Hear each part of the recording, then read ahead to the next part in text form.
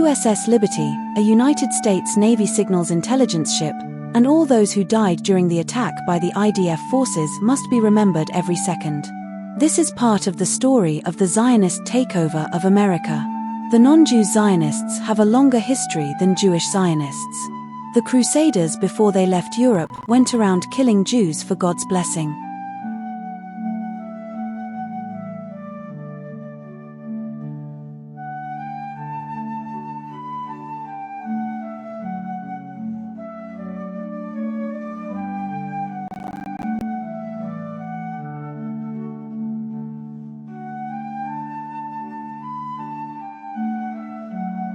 Ever since.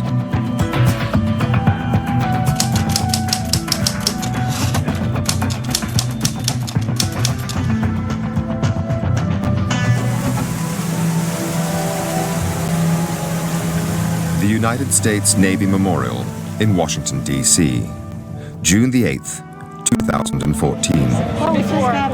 Every year, on the anniversary of the attack on the USS Liberty, survivors, relatives, and supporters gather together. It's a remembrance of those who were killed that day, the 34.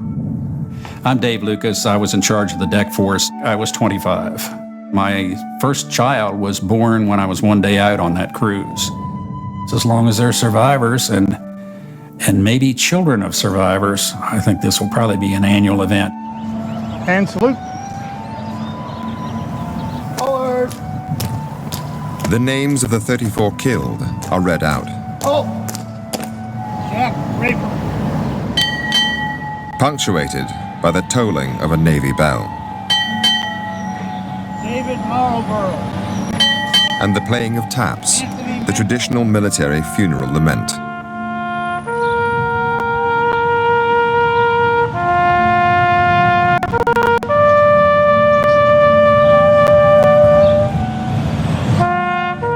It's important to not forget what happened and to continue to try to find out why it happened and who made it happen. In the summer of 1967, America was in turmoil. An incendiary mixture of racial discrimination and extreme poverty exploded into a summer of rioting in cities across the country. But one issue dominated.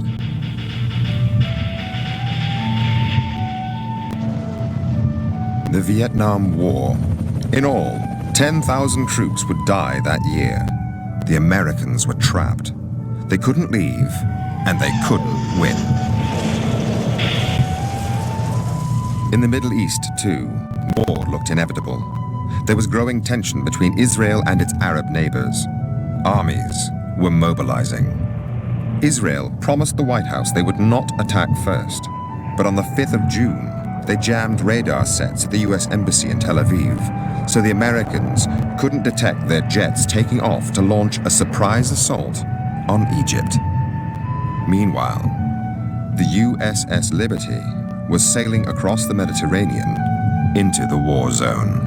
Liberty was a state-of-the-art intelligence gathering vessel of the time, and what we did is we were a listening ship. My name is Lloyd Painter. I was a research officer.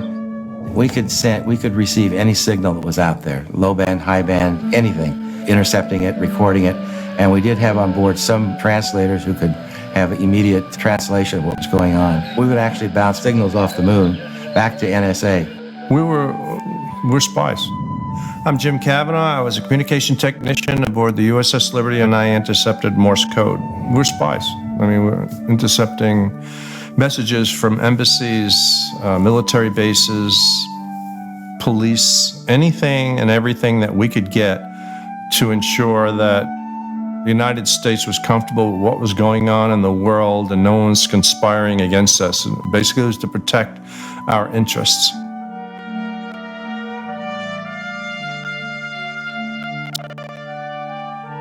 This was the Cold War.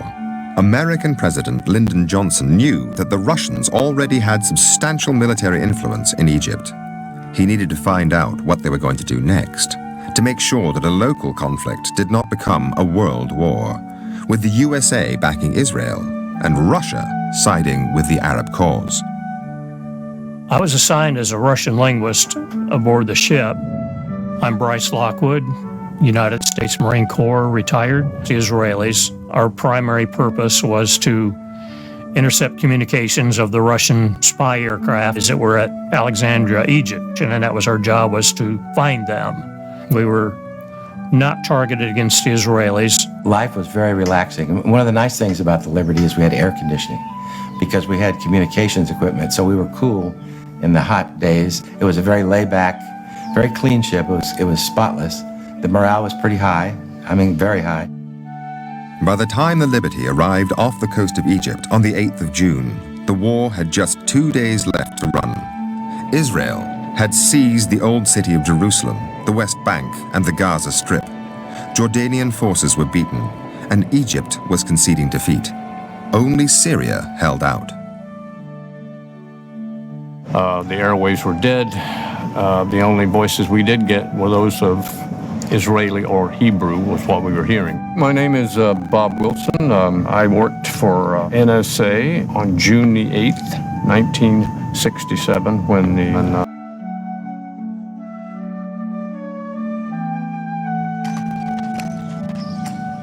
Much of Gaza lays in ruins. Attention may have moved away from here for now, but the conflict grinds on. Many have questioned Israel's alleged targeting and negligent killing of civilians in its conflict with Hamas. Buried in this rubble are the forgotten victims of this war. Often buried with them the stories of how they were actually killed. Some incidents are more high profile than others. This is the story of the death of one little girl. Her name is Hind Rajab, and she was 5. On January the 29th, with her uncle, aunt and 4 cousins, Hind crammed into a car to escape the fighting in the Tel Al-Hawa neighborhood of Gaza City. Within minutes, they were attacked. Their bodies and destroyed car were found 350 meters away from their starting point. These pictures, filmed by Sky News journalists inside Gaza, show the destroyed car. The black Kia Picanto is covered in bullet holes. Dozens of entry holes can be seen on the right-hand side of the car. After the initial attack, 2 people were still alive. Hind and her 15-year-old cousin, Leanne, who spoke to the Palestinian Red Crescent, begging for help. Hello? Hello, مرحبا عمو. الو مرحبا. انت بابا جنبك. انتم متخبيين؟ في السيارة، احنا جنبينا الدبابة. انتوا جوا السيارة؟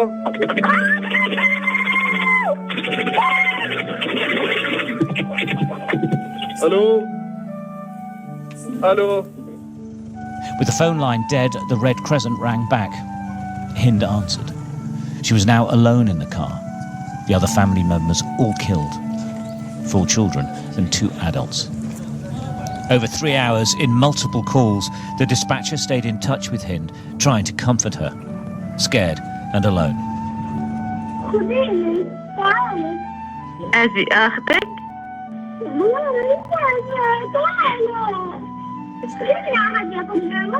حبيبتي طيب أنا يا حبيبتي رح أجي أخذك. هلا عمو من الهلال عماله عم بنصك عشان إحنا نقدر نيجي ناخذك. حواليكي في ضرب رصاص؟ Rana Farki was the Red Crescent worker talking to Hind. We met at their offices in the West Bank. Nobody here can forget that day. In all my time of working, I've not cried as much as that day. I know Hind's not the only story. I believe there are many stories more distressing than this in Gaza, but it was difficult because I was the one handling it. After hours waiting for permission from the Israeli authorities, the Red Crescent say they received that permission to send help. This is disputed. The IDF says given the lack of forces in the area, there was no need for an individual coordination of the ambulance's route. The ambulance left from the Al-Hali hospital at 5:40 p.m. It was attacked a few meters short of the family car some 20 minutes later. This is the destroyed ambulance. Both paramedics were killed. And this is their radio communication with the Red Crescent in their final moments. خليك معي. شايف السيارة أنت؟ مش شايف مشغل السرينة واللواح؟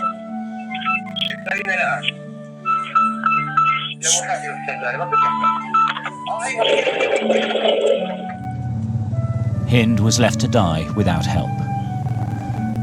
Weapons experts told Sky News the damage shows the ambulance was hit with a large caliber weapon, with the projectile's exit hole visible at the back of the vehicle. Any area it is announced as a military zone, we are completely denied access to it. So that's why we have to seek coordination. Without coordination to ensure safety of our teams, we could not send an ambulance. Sky News has examined satellite imagery taken on the day of the attack. It shows at least 15 military vehicles in the Tel Al-Hawa neighborhood where the family's car was found. The closest military vehicle is just 300 meters away. This satellite image was taken at 4:31 p.m., just over an hour before the Red Crescent say they received approval to send an ambulance. Satellite imagery taken in the days following the attack show how a heavy military presence remained.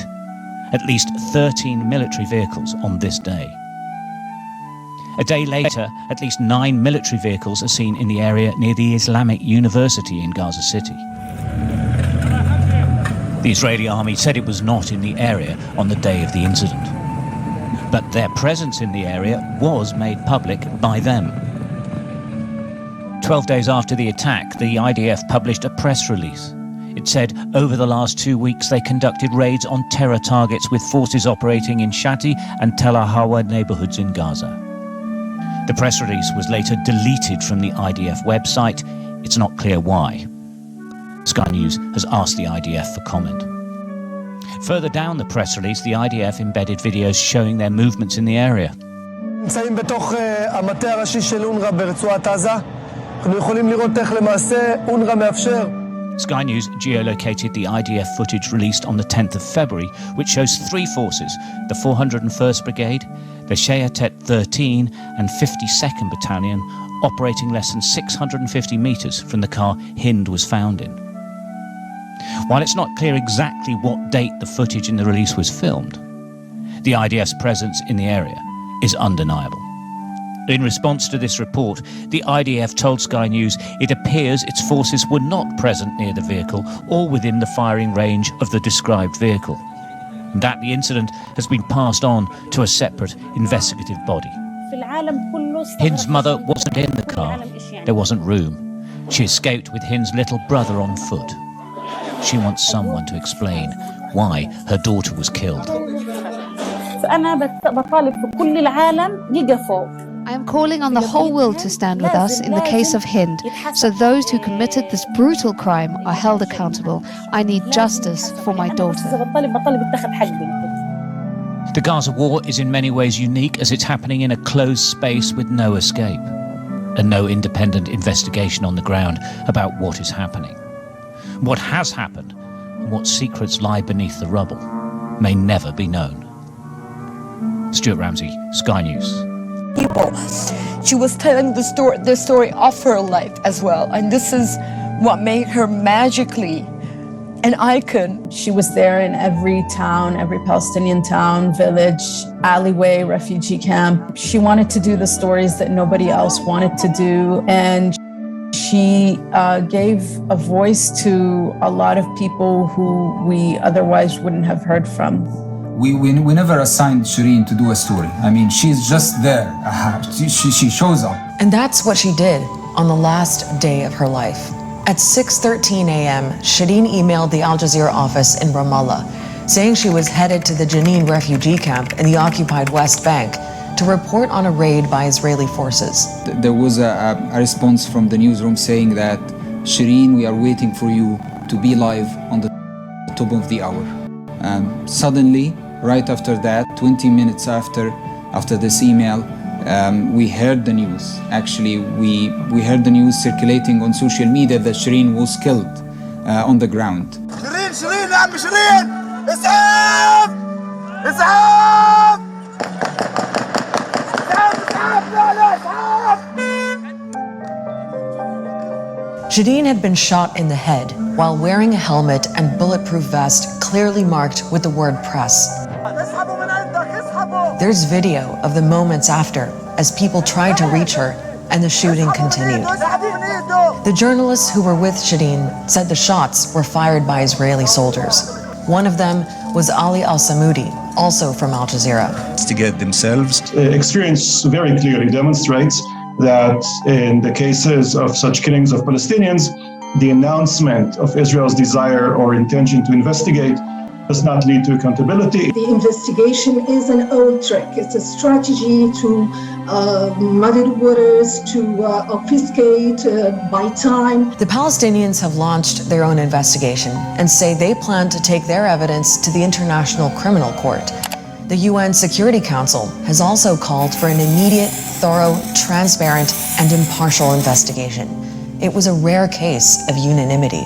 Notably, the council statement does not call for an international investigation. It's really quite vague and leaves it up to the parties to decide in this case. It's making clear that the Security Council wants to get to the bottom of this, but there's disagreement among council members about how to do that. So it's really left to the parties to work it out. For Palestinians, not only did they lose a beloved journalist and member of their community, but on top of everything, they weren't allowed to mourn her in the way they wanted. The same day Shadeen was killed, Israeli police entered her family home, took down a Palestinian flag, and told mourners to turn off patriotic music. They took down another flag outside a church where Shadeen's family was receiving condolences. Shadeen was a Palestinian Christian. So this is what Palestinians here will tell you, not even I'm sorry. They don't even allow you to have. On the sidewalk. I'm moving slowly. Okay. And then there was what happened at the funeral. Israeli police said there was a plan made with Shadeen's family to drive the coffin from the hospital to the church. Shadeen's brother said there was no agreement.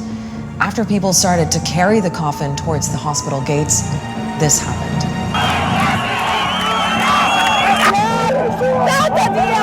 Israeli police beat them back and threw stun grenades into the crowd. This is unbelievable. Unbelievable. Oh my God. Such disrespect for the dead and for those who are mourning the dead. Once the coffin was in the hearse, police continued trying to remove Palestinian flags. And at one point, they smashed the back window of the hearse to get to one. This level of violence is part and parcel of the occupation, the very nature of the occupation.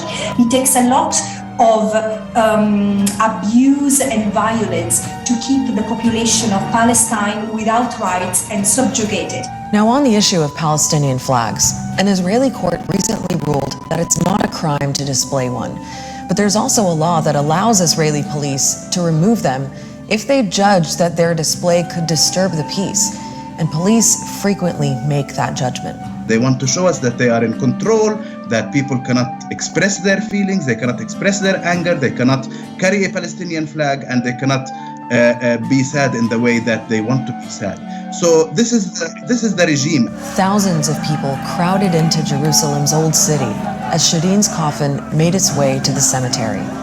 It turned out to be one of the biggest gathering of Palestinian mourners in years. While all of this is hurtful and shocking for so many Palestinians, it's also unsurprising. Palestinians see everything that's just happened as the latest injustice in a long pattern of violence under Israel's occupation of Palestinian land. An occupation that's illegal. An issue which has always been hotly contested, very much in the center of the propaganda battle waged over the... The importance of this report is that it's a detailed Israeli response to an issue which has always been hotly contested, very much in the center of the propaganda battle waged over the Israeli-Palestinian dispute. And this official finding goes against the report by a French television channel that this Palestinian boy, Mohammed Abdullah, was killed by Israeli gunfire. The report that's been published today says there's no evidence that this was the case, and says that the incident has become part of a poisonous blood libel, as it puts it, against the state of Israel. The father of the boy who was killed, Mohammed, has immediately challenged the findings of the report, and as has the French television channel, the journalist involved, who says that he was never consulted by this Israeli investigation. So it remains a highly controversial issue, with both sides standing their ground and tussling over what has become a very, very famous image of the dark days of the Second Palestinian Uprising against Israel in September 2000. Clearly, this is an Israeli government report, and that has already been commented on since it came out, that there appears to be an attempt here by the Israeli authorities to exonerate the Israeli government from any responsibility, because there is a lot of evidence to the contrary. The evidence, of course, is also contested, but the most eloquent response perhaps comes from people who say, well, if Mohammed Abdullah wasn't killed, where is he? And his father points out the boy is buried in the martyrs section, as it's called, of the Burej refugee camp in Gaza. So it's by far from being the end of the affair.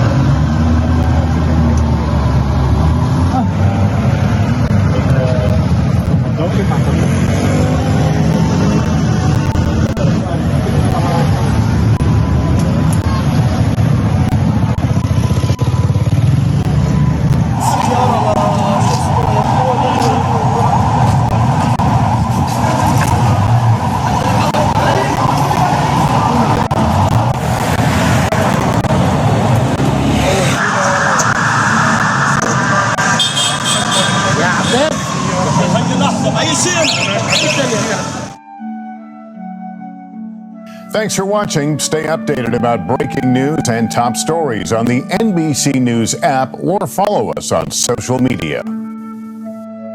Madam President, today most of the members of this council failed.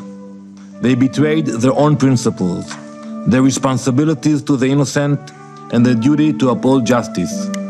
The resolution brought before this chamber was not a path to peace. It was a roadmap to more terror, more suffering, and more bloodshed. Many of you attempted to pass this injustice.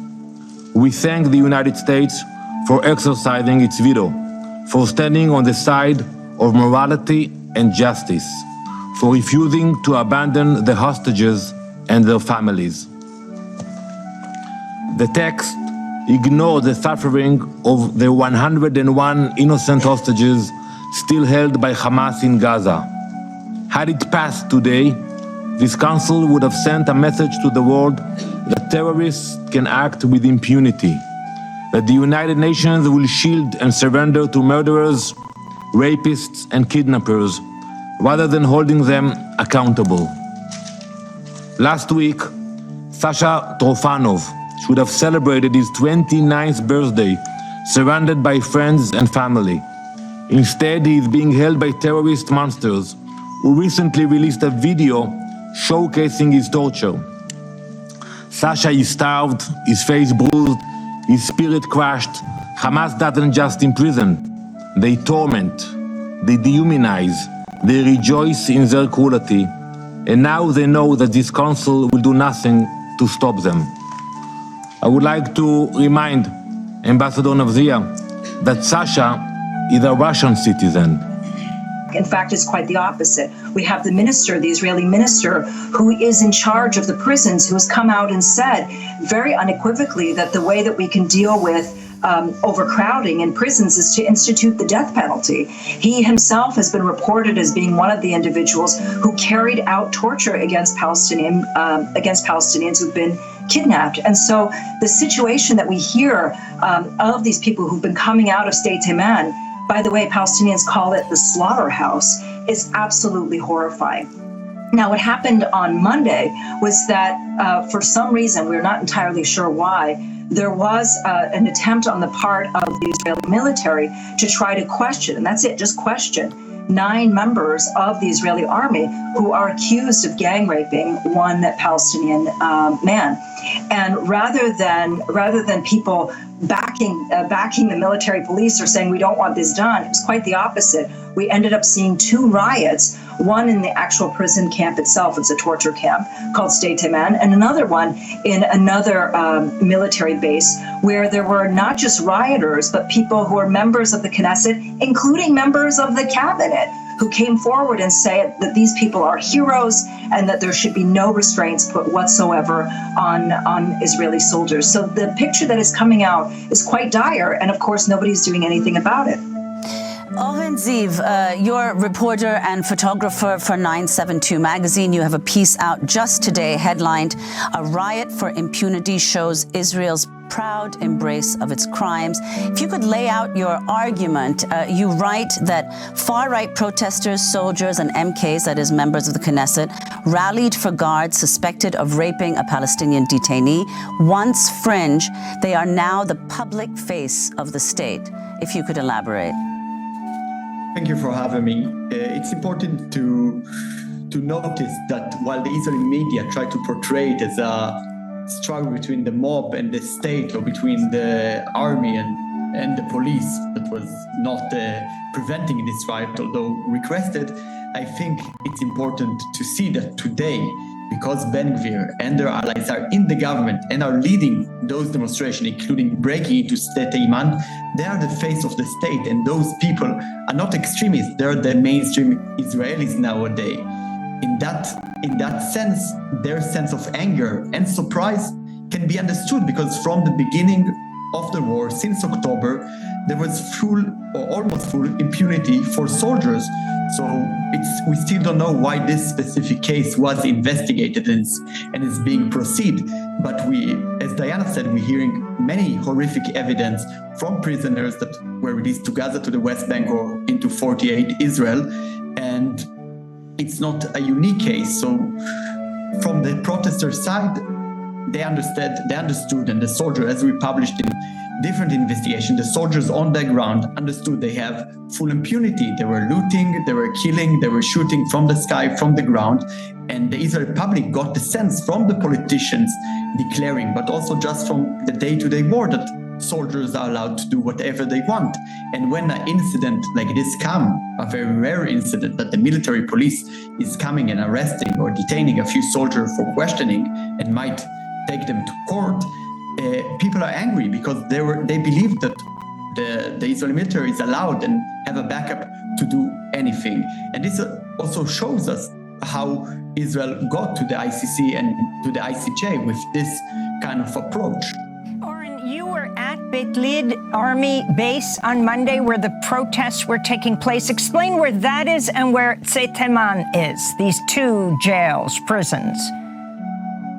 State Teman is an army base near Beersheba in southern Israel, and Beit Lid, where they were held, questioned, and later also brought to a military court, is in central Israel, not far from the West Bank town of Tulkarem.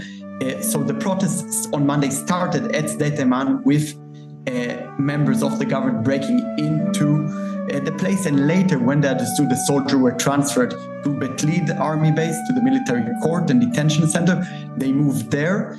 Also there, member of the government and of the Knesset arrived and were inciting against the army. And also there were hundreds of people breaking into the military compound. And at the protest, you could see also armed men with uniform and military weapons, probably soldiers, reservist soldiers that are friends or colleagues of the soldiers arrested, and they were protesting against the army with the army uniform and weapons. And this is a very common for Palestinians and activists in the West Bank when you have soldiers that are actually settlers or a mixture of that.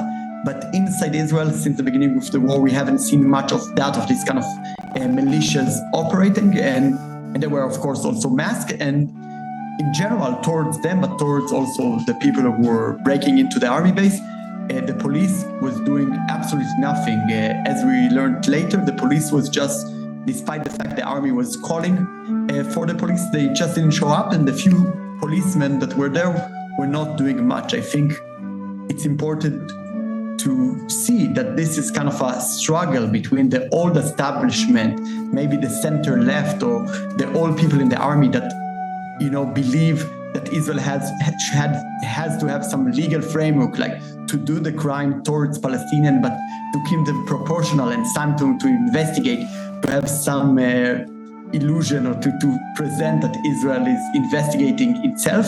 And the other side is people like Ben Gvir and their allies that think that soldiers should have full impunity and also are proud in their crimes, in the attacks against Palestinians. They document it on social media, as we've seen. And this is kind of the clash that is happening in the moment. And Diana, could you explain, you spoke to a young man named Bilal who described what he called engineered torture methods that were designed to break Palestinians. Yes, what he talked to me about was that everything that was done was not, people often think of torture, and by the way, it should never be used, but people often think of torture as a means to try to extract information, and even then it's illegal. But in this case, it wasn't at all designed to extract information. It was just as a form of eternal punishment to show who is supreme. So he talked about how his hands and his legs were shackled, that there was a circle that was drawn around him with his eyes blindfolded and kept in a fetal position for 24 hours a day, that if he moved outside of the chalk, that he would be tortured. But it wasn't just that. It wasn't just him being tortured. He was then forced to witness other people being tortured as well. So he himself, the only time the blindfold was removed was to see other people being tortured, other people being raped. He also talked to me about how the small quantities of food that were being given to them, so much so that he got to the point where he was looking to see exactly how many calories were written on the various containers that he was given, because the whole point was to try to control how much food they were taking in. He ended up losing a substantial amount of weight while being held in prison, and is still undergoing very serious health problems because he was not allowed to use the bathroom for for about 60 days. He also talked about how all of the prisoners who've emerged, all of these kidnapped people, have scabies on them. They were denied the ability to take showers, and they were denied the ability to have even drinking water. So all of this, he said, was just as a means of showing who it is who is boss. They weren't at all doing torture to extract information. Again, that is illegal and should not be conducted. But in this case, it was a question of exerting one's superiority over them. They were told that they must understand that Israel is superior and that Israel can exact revenge anytime it wants. This is Dr. Mohammed Abu Salmea, the director of Al-Shifa Hospital in Gaza, who himself was jailed by Israel for 7 months without charge. We were subjected to severe torture and my little finger was broken. I was repeatedly subjected to hitting on the head, causing bleeding multiple times. There was almost daily torture in the Israeli prisons. And I was serving at a hospital that did predominantly reconstructive surgery for orthopedic injuries.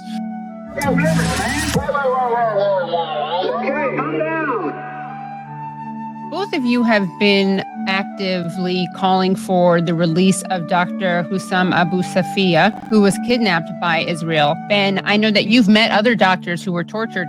Can you share with us what they shared with you? Yeah, I mean, I don't even know where to start, to be honest. The volume is insane. But I had done 2 months ago, I had started to do a study where I was interviewing medical students, in large part to learn what their experiences have been and how it's disrupted their medical education.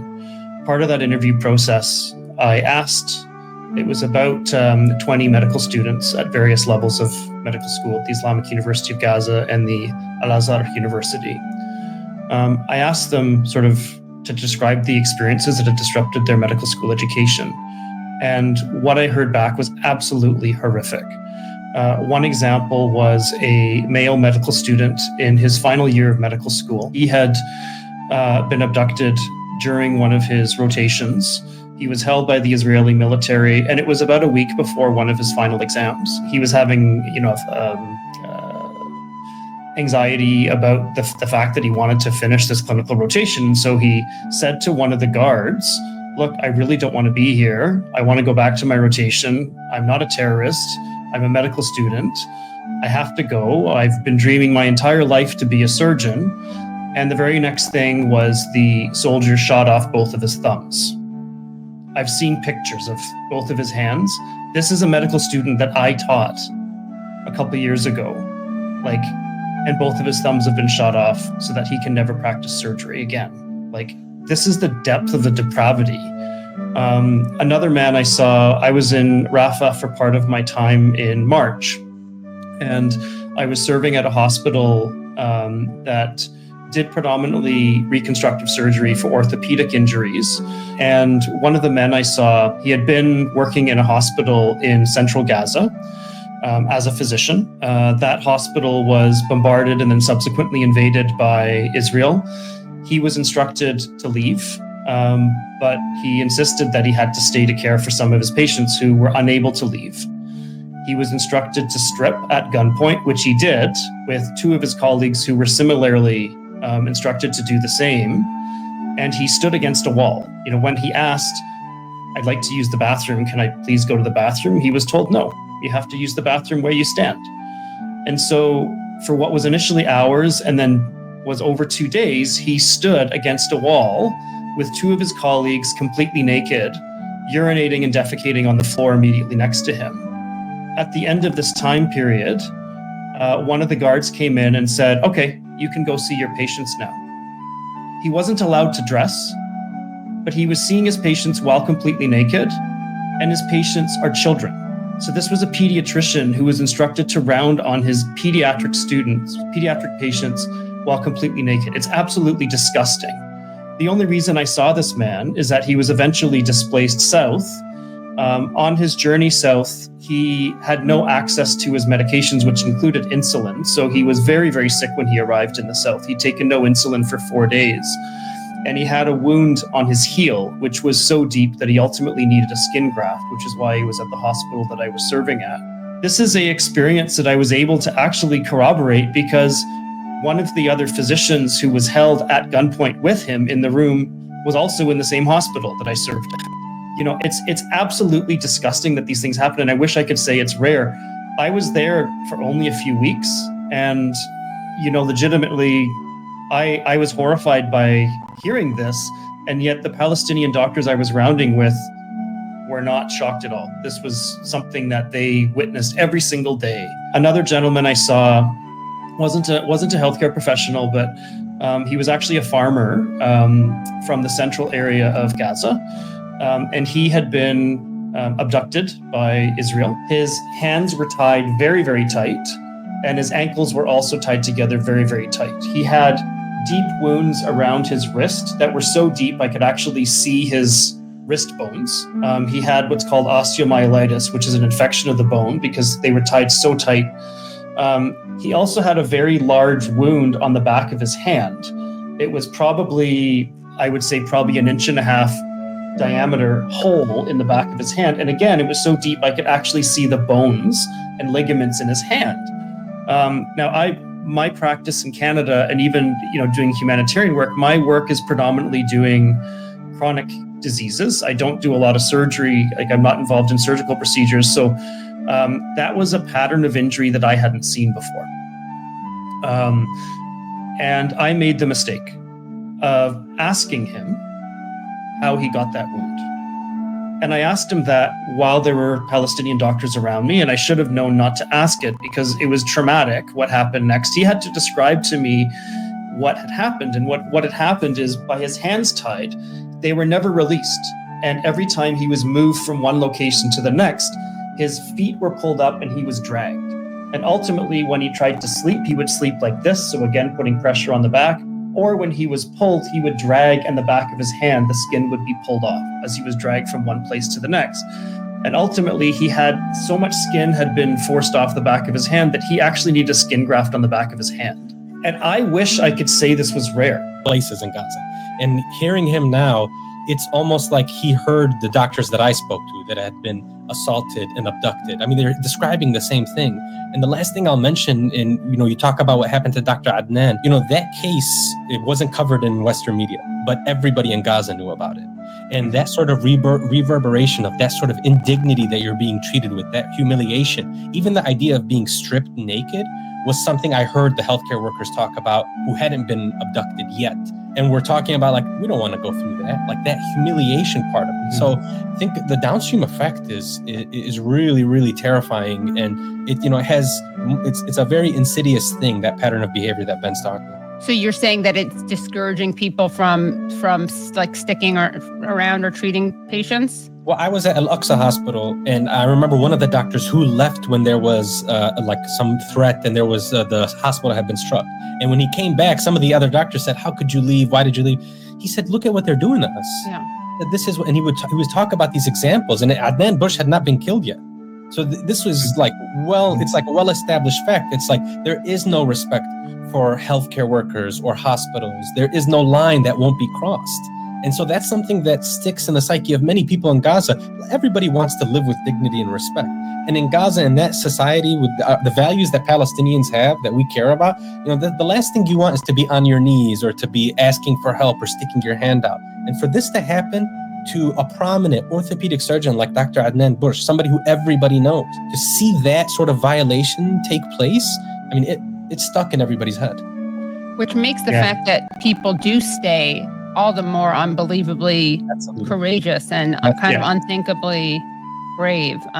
When you guys were doing this press conference about Dr. Abu Safia, and you mentioned he was a dual citizen, I mean, I couldn't believe it. I hadn't heard that, and I couldn't believe it because it just makes his bravery all the more kind of stunning, and his selflessness. The fact that this guy could have gone to where is it? The fact that he could have done that and stayed there, and after his son was killed. I just want to, speaking of the Adnan al-Bursh, who again was the doctor who we knew was kidnapped, people didn't know where he was, and then he was in State Taman, by the way, and that's also, in addition to the rape cases there, that's one of the prisons that B'Tselem, the Israeli human rights organization, they also called part of a network of torture sites. Yeah, that's right. Yeah. I just want to show people how the New York Times reported. I mean, I guess it's in a way, wow, I can't believe they even reported on it at all. But here's how they reported on his death, which again, we know was basically following torture and sexual abuse. A Gaza doctor has died in Israeli custody, Palestinian groups say. Israel has not offered an explanation for the death of Dr. Adnan Ahmed al-Bursh, chief of orthopedics of Al-Shifa Hospital, 4 months after he was first detained. So honestly, I mean, the standards are so low that I was kind of shocked that they even reported on it. But of course, it's also disgusting that this is how they report on it. Typical passive voice exonerating Israel. He magically died with no Israeli input or Yeah. I mean, I think it's important to actually say that, we start the clock on October 7th with regards to targeting of healthcare professionals and hospitals, and that's wrong. I think it's really important to know this is not a new tactic. Right. This strategy is longstanding. I mentioned Hammam Allo, who was killed, but a week after he was killed, Rafat Labad was killed. He was the head of internal medicine at Shifa Hospital. That the person that he replaced had actually also been targeted and killed by the Israeli military in 2019. And the reason I bring up 2019 is that's when the March of Return protests were. I attended the March of Return protests as a medic, and I was only there a couple times, but realistically, when I was there, I saw snipers shoot children in the head, 40 yards from me. You witnessed it. Okay. I mean, I knew it happened, but I testified to the ICC in 2019 about what I saw. And in addition to seeing children being shot in the head, I saw healthcare workers be shot in front of me. One of them, my team put a tourniquet on her leg while she herself was attending and caring for someone who had been shot by a sniper. Instructive to that is the United Nations actually had an independent report on the March to Return protests.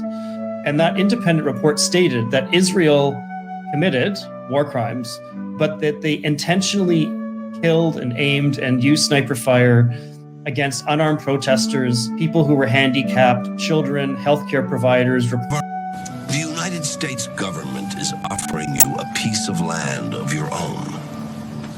We have our own land. No, it's not yours. It's the U.S. government's. Did they buy it? No. Did they trade for it? It's not like that. Then how can they own it? He has a point.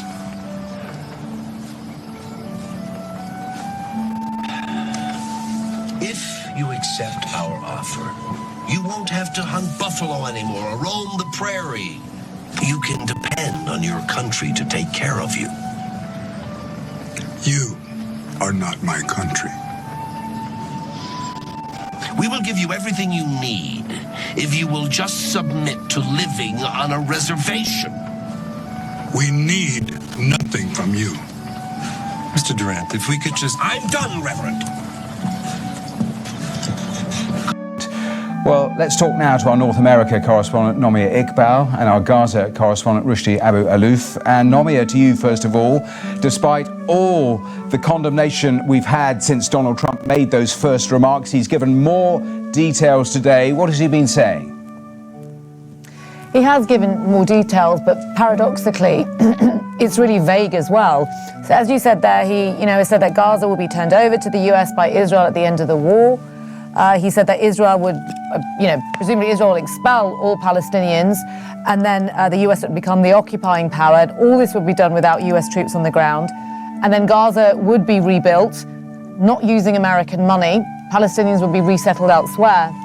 But it is confusing because, bear in mind as well that Donald Trump has sold himself to his supporters, and this is what they love about him, as someone who doesn't believe in nation building.